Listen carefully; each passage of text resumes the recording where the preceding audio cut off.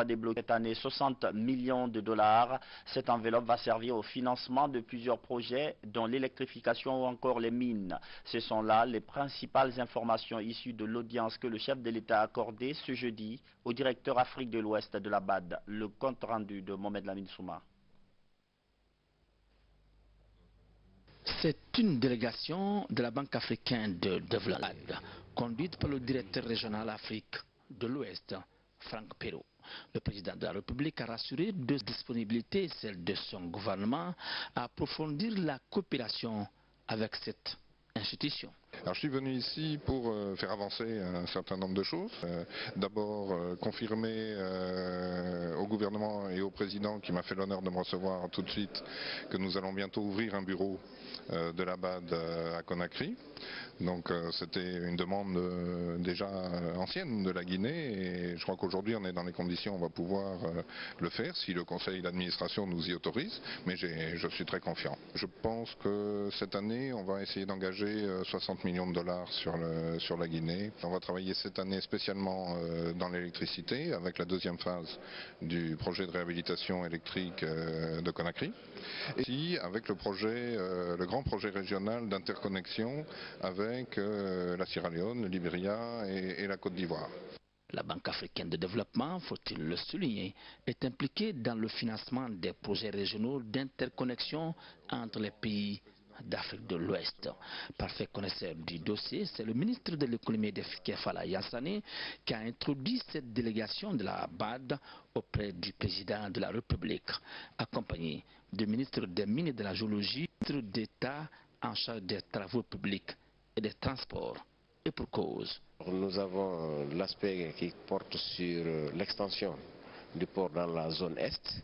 Nous avons la question relative également à l'approfondissement du canal d'accès. Il y a aussi que nous envisagé d'étudier les aspects de circulation au port, la liaison entre le port de Conakry et le port sec. En matière d'infrastructures routières, nous avons présenté un certain nombre de projets de reconstruction d'axes routiers, notamment la route nationale numéro 1, le Conakry, et qui passe par Mamou, Dabola, Kouroussa, de là.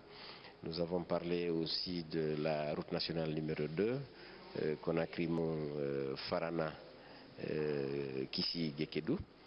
Ce sont un ensemble de projets routiers que nous avons soumis et pour lesquels on va mener des études et peut-être réagir par rapport peut-être à la mobilisation des ressources. Dans le cadre de l'assistance technique que j'ai demandé depuis fin 2011 à la BAD, c'est vrai que ça a pris un peu de temps, mais au jour d'aujourd'hui je suis très content. Vous le savez, dans le cadre de l'assainissement de nos relations avec les sociétés minières, nous avons dû initier la revue contrat, titres et conventions miniers avec les sociétés. Mais pour faire cet exercice, on avait besoin d'une assistance financière de la part de nos partenaires.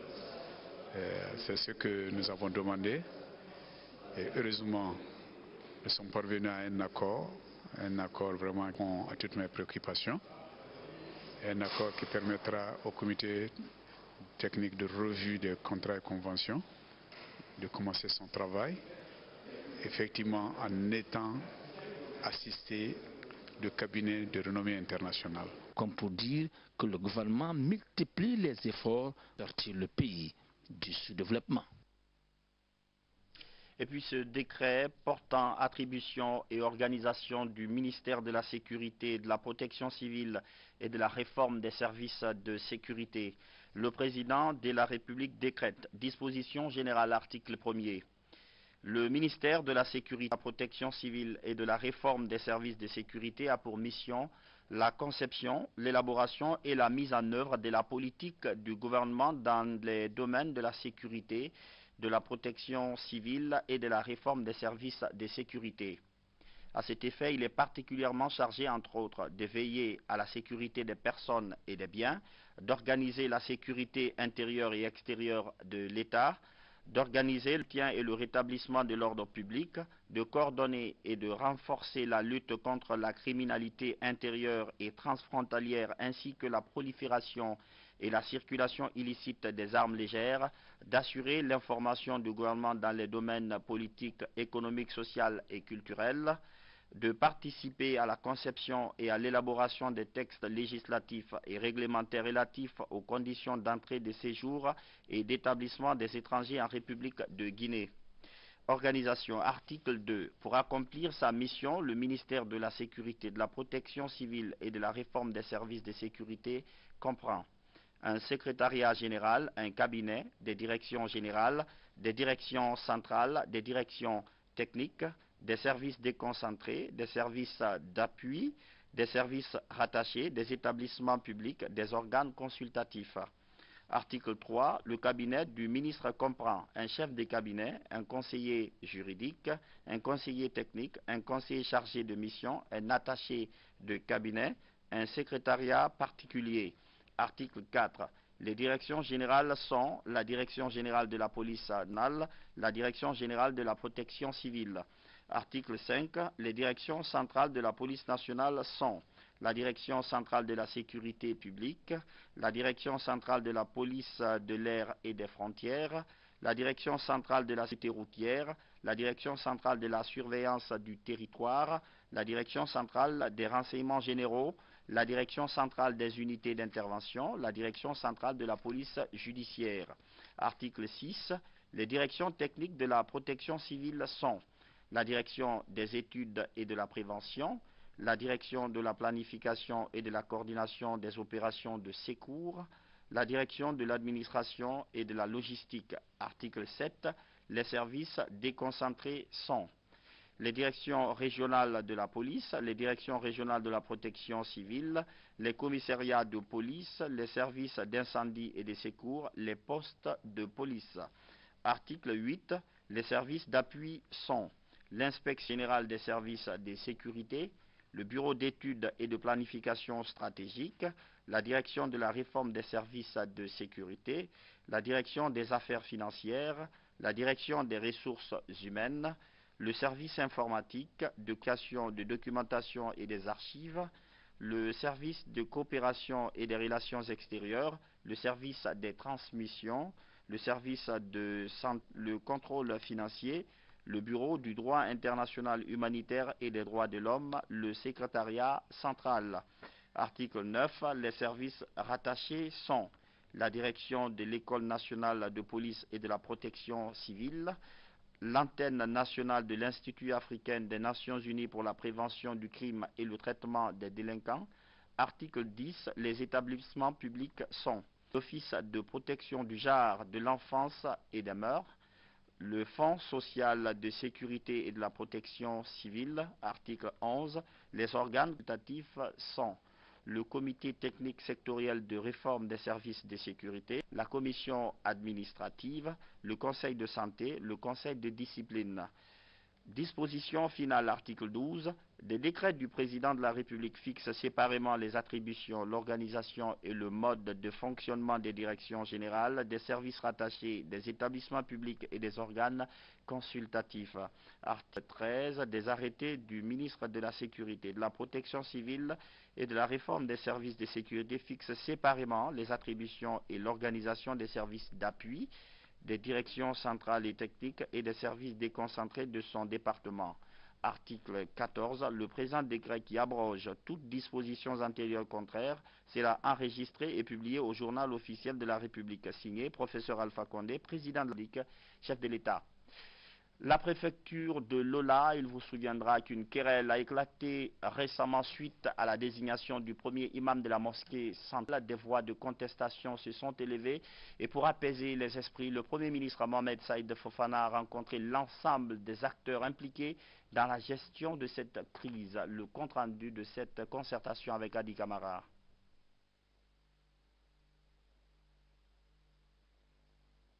Les préoccupations de la population en matière de préservation de la paix et de la quiétude sociale dans le pays. C'est dans cette perspective que le Premier ministre Mohamed Seydou Fofana, entouré de certains membres du gouvernement, a tenu à rencontrer les autorités communales, préfectorales, les sages, le collège des imams, la notabilité, bref, l'ensemble des acteurs impliqués dans la gestion des conflits à Loula, où le climat social est délétère depuis un certain temps par rapport à la désignation d'un imam pour la mosquée centrale. Selon certains natifs de Loula, un pacte ancestral avait été signé entre les différentes communautés évoluant à Loula. Dans les explications, il a été démontré que le pacte n'a pas été respecté. Et on le sait, dans nos traditions, le respect des engagements est une vertu cardinale. C'est pourquoi le Premier ministre, chef du gouvernement, a exhorté les uns et les autres à la compréhension, au respect des valeurs sociales, à la sagesse et à l'acceptation dans la différence. Les musulmans, ce n'est pas dans la bouche, c'est dans le cœur. C'est ça, c'est Dieu même qui l'a dit. Que la foi pieuse, ce n'est pas tourner la tête à gauche, porter le blanc, se dire à l'âge ou bien érudit. Mais le vrai musulman, c'est d'abord celui qui craint Dieu, qui craint son Seigneur, qui sait qu'un jour il va le rencontrer. Un imam, c'est quoi? Un imam, c'est quelqu'un qui conduit les hommes.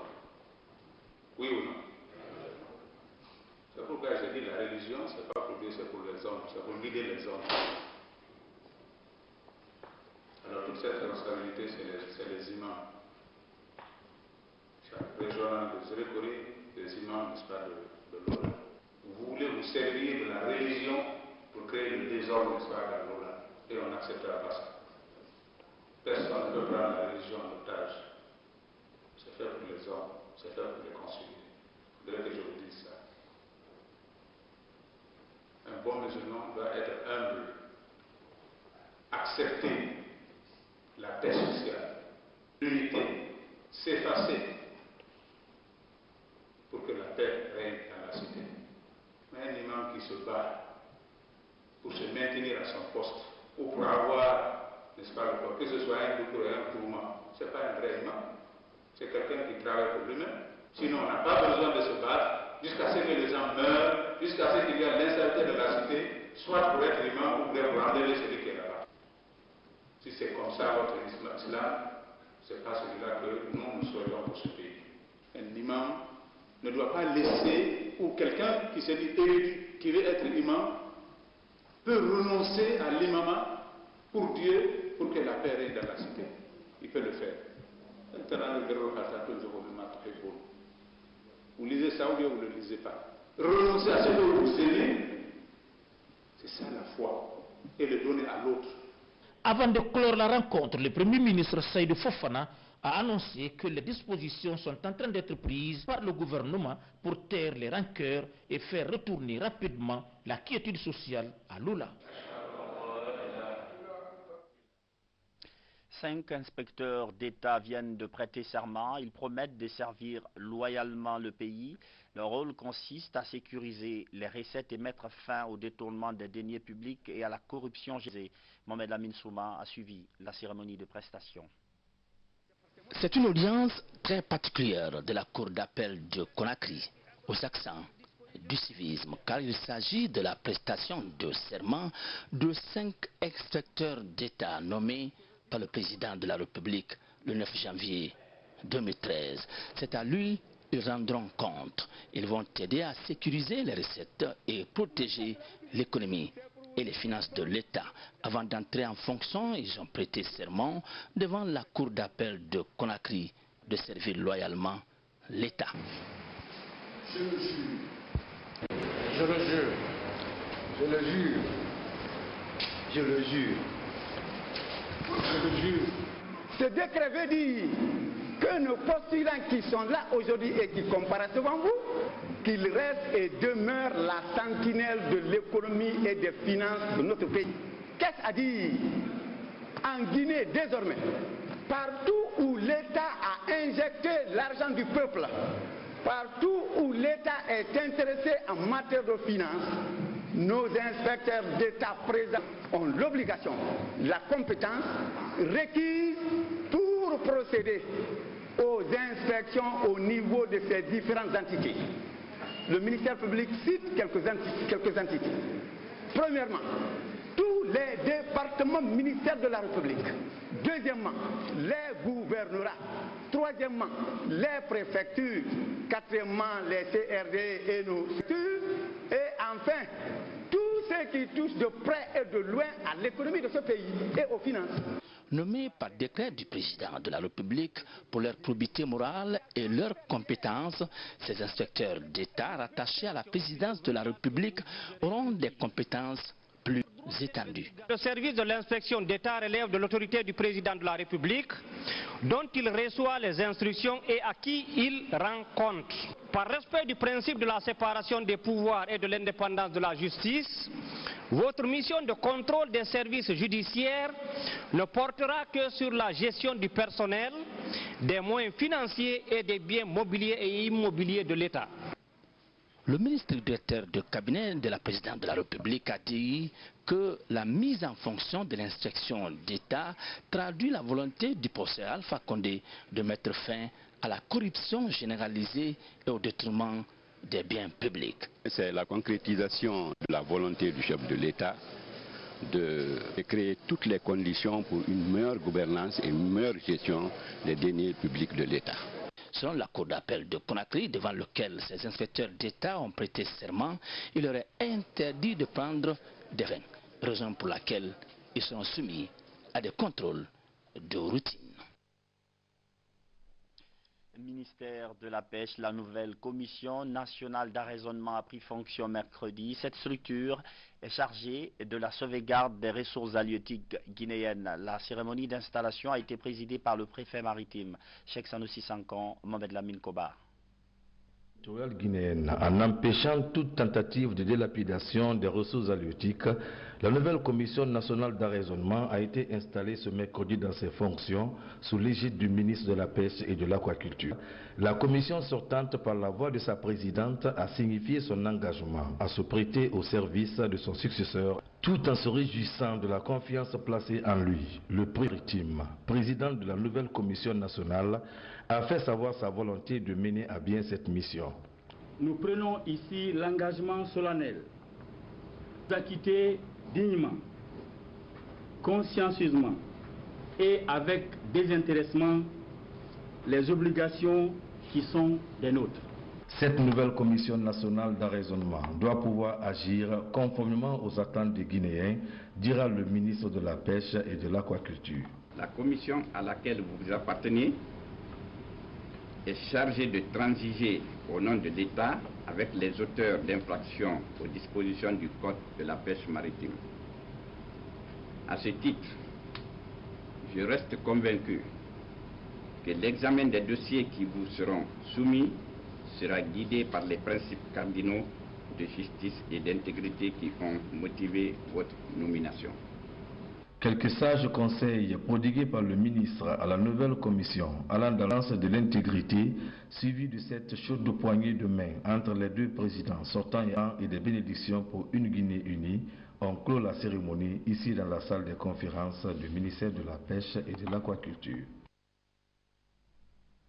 Une délégation du ministère de l'Enseignement supérieur entre d'un séjour de travail à Kindia, objectif constater les rénovations réalisées sur le centre des institutions relevant de ce département des progrès, certes, mais aussi des défis à relever. Madame, Monsieur, nous reviendrons sur cet élément, c'est la fin de cette édition d'information. Merci de votre fidélité à la télévision nationale. Bonsoir.